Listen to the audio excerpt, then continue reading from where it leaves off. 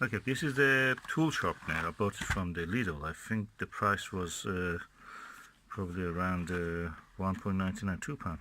Anyway, I'm going to open it and see how it is. Okay, now I'm opening it. Taking the tool out.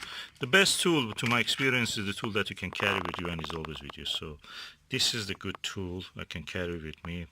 It's beautiful, it's handy, it's like a pen. It has something that you can put in your pocket, attach it like that, and does the job hopefully. I will test it in allotment later.